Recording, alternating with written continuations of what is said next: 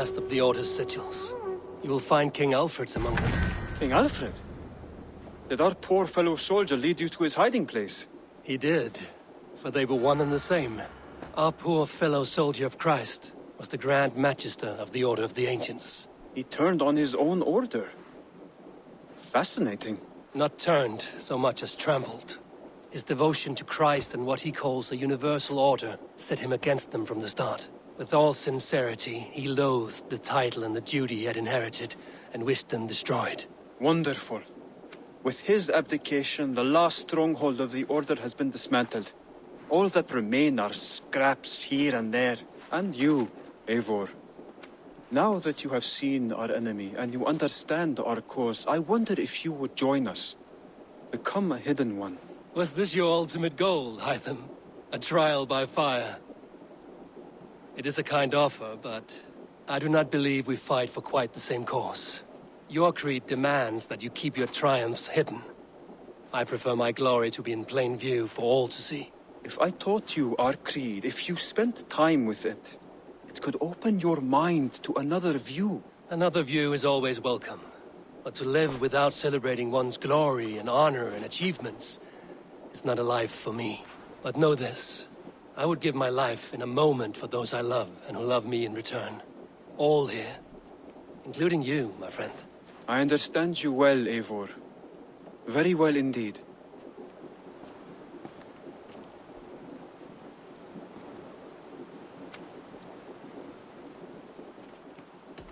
I have to go. Then go in peace.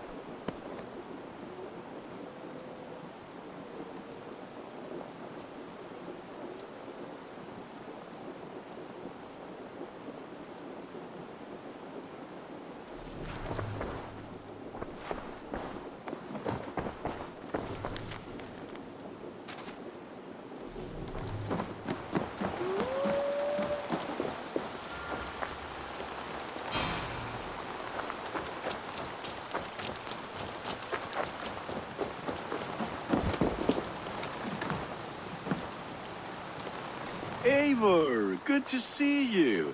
I am, did you want something, or? I was wondering. What's wrong? Bridget and I were thinking, with everything calming down the way it has, maybe you could find a spare moment and... You want to be married? Yes, to each other. Yes, I imagined. Gunnar, to see you so happy has been a pleasure. And to marry you would be an honor. Shall I put out a call to any friends abroad? I'll be honest, Eivor.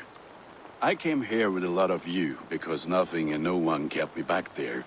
The Raven clan is all the family I need. And Bridget too. From all she said, she's better off here than with those she calls kin. Just a couple of foundlings we are. Then let's not bother with tradition. If you have your bride and your blade, we will see you wed. As Jarl, I do it gladly.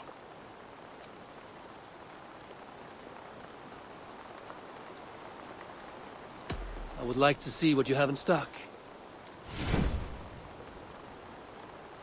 I can get you that one easy.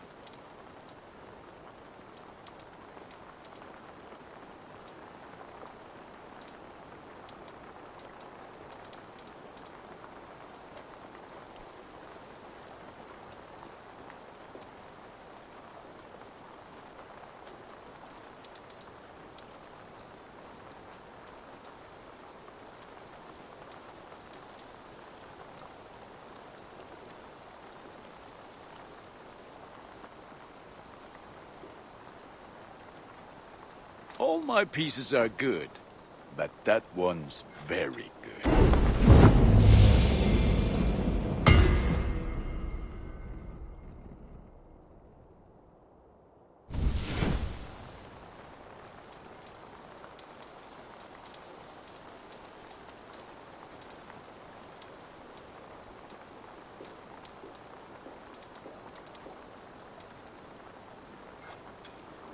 sad to send this one away, but it will make me proud.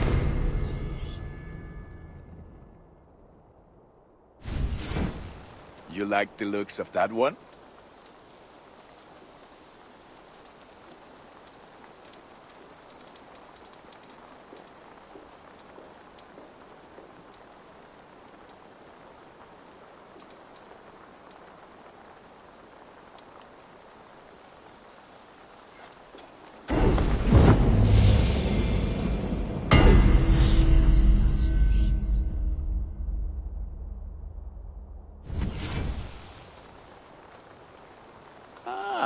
That one's pretty good.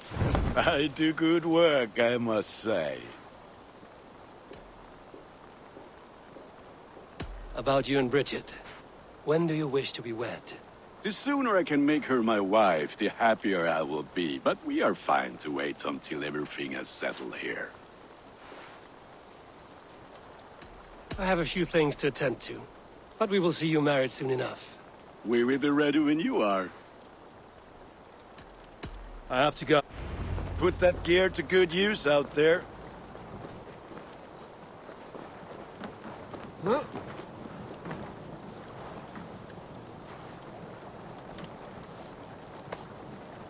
Eivor, good to... What's wrong? Bridget and I were thinking, with everything calming down... You want to be married? Yes. Yes, I imagined. I'll be honest, Eivor, and Bridget too. From... Then let's not bother with... About you and Bridget. When do you wish to be wed? The sooner I can make her my wife, the happier I will be. But we are fine to wait until everything has settled here. Enough waiting. Cool your forge and cover your anvil. Let's get you married. Wonderful. Shall we gather everyone? Gather your wife and your courage. I will bring the people together.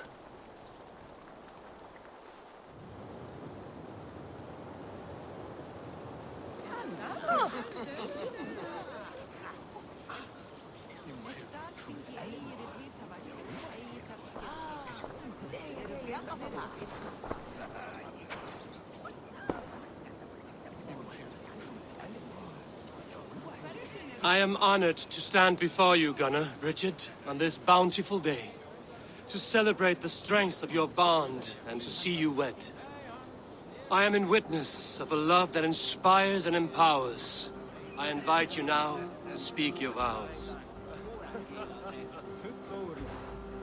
To you, my darling Bridget, I offer this blade, forged in flames that burn as brightly as my heart does for you. A blade as sharp as your wit, as glinting as your beauty.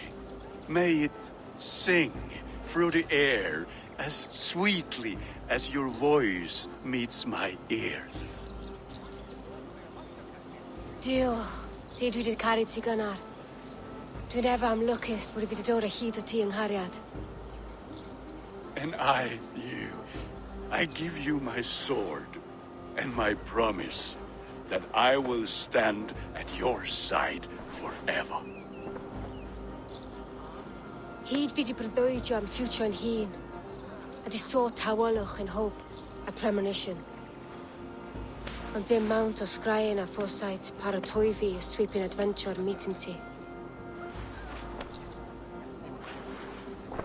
Ti yw'r enaid fel dim arall, a dyn as strong a bwrdd ti ci, ac fel as I ffies, mae'r calon yn hedfan dyr y ti. Such poetry, oh dear. You make me cry, my love. Let us hedfan efo'n gilydd, tra bywyd and beyond. I offer you this ring, and take yours in kind. I will wear it with pride and honor, warmed by the love of so perfect a lady. And I gwisgo fe fel calon, adoration a ffydd am byth. This is the greatest day of my life. Embrace me, my love.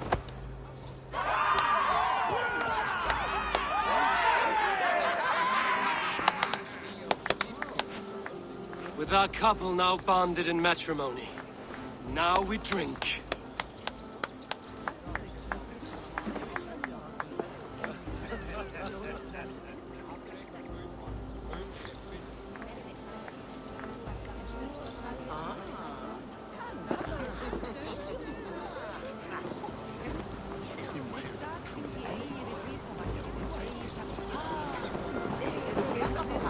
Alvis, I'm surprised you did not serenade the bride and groom with a verse or two. Oh, I wished to, I did. But all that came to me were insults and jibes. Another time, I think. What do you think of all this? A little dull in my view. I think it was nice. I liked the part where they gave each other swords. I'm never getting married. When I get a sword, I am keeping it.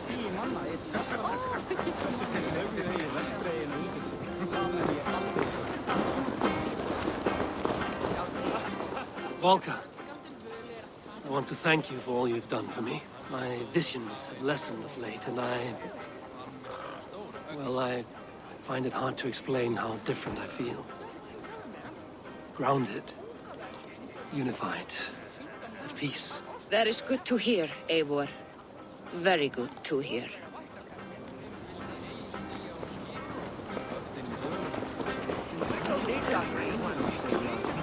It is a strange feeling, brother. Weddings are the beginning of something, but this feels like something of an end. The first happy union in our home. We have matured into something greater. So yes, a beginning and an end, I think.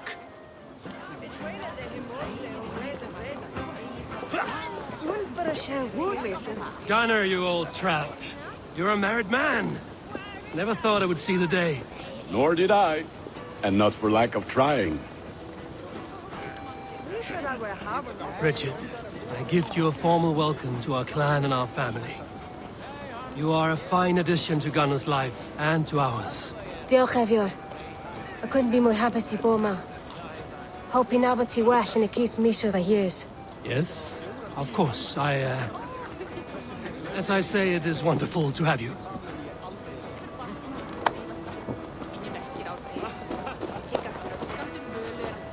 You've been among us for quite some time, Redda. Are you ready to settle? Make a home here? For a year or two, perhaps. But I am not the settling kind. I am a wanderer, always searching, never finding. Maybe one day. And how are the marriage customs in your country, Hytham? Something like this? Like this in all the most important ways. There are smiles, cheers, and warm embraces. All that is needed, I think.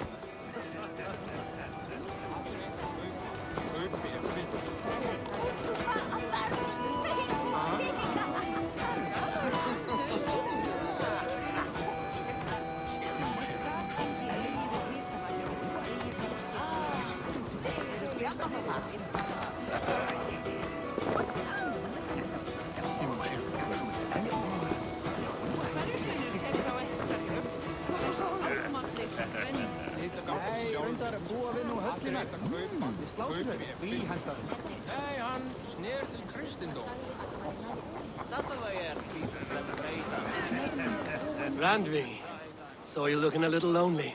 Thought I might come and join you. How nice. Are you enjoying yourself? I am. I never thought I would see gruff old Gunnar so enraptured by a woman. Enraptured by anything, for that matter. He's a hard one to read, but I am pleased for him, and for this day of rest and respite. After everything, a few days of feasting will do the people some good. They need this. They do. Will you walk with me? Anywhere. Lead on. Something has been on my mind for some time. I am no seer, but I foresaw this day long ago.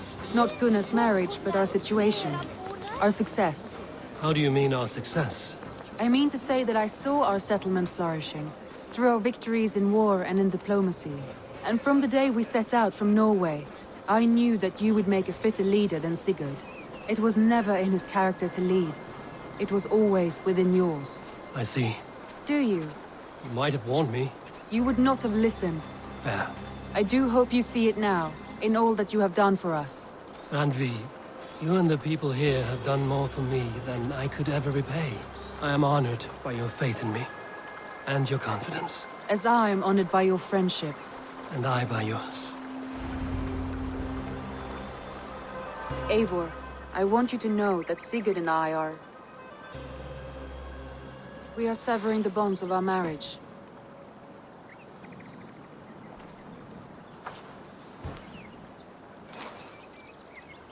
We share a love that is steadfast, and I have faith it will forever be so. But it is not the love of a wife and her husband. It was not an easy decision. But after we talked with honesty, we embraced more warmly than we have in a great while. I think we will be happy. I hope so. And I am pleased for you. I am pleased for myself. Sigurd's desires are bigger than any man or woman can offer. He longs for something more. And what about you? What are you looking for? I have all I need right here. With you. With our people.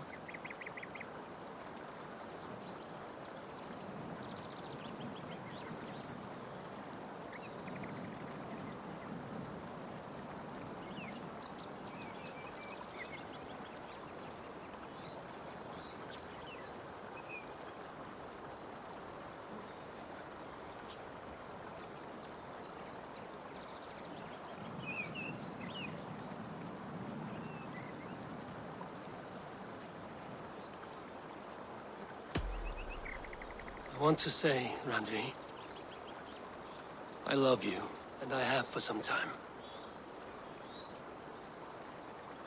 I did not pursue it, not wanting to betray my brother's trust. But that does not mean I did not desire it. Does that surprise you?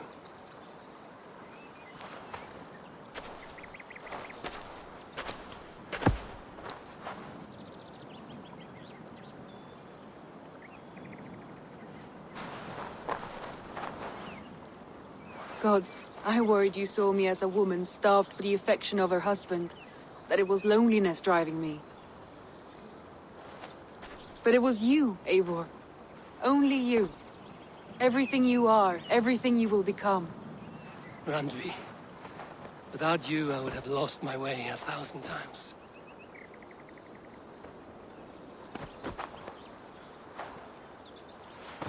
I never told him outright, but I doubt he will be surprised. I think he may have suspected it even, some time ago. If he suspected it, he never said anything. He is more observant than I often give him credit for. I believe he sees us as we are, and as we hope to be. We can wait to tell him. Give it a few days, when the feasting is over and everything is settled. Agreed. I have waited long enough for you, and you for me. What is another few days? The blink of an eye.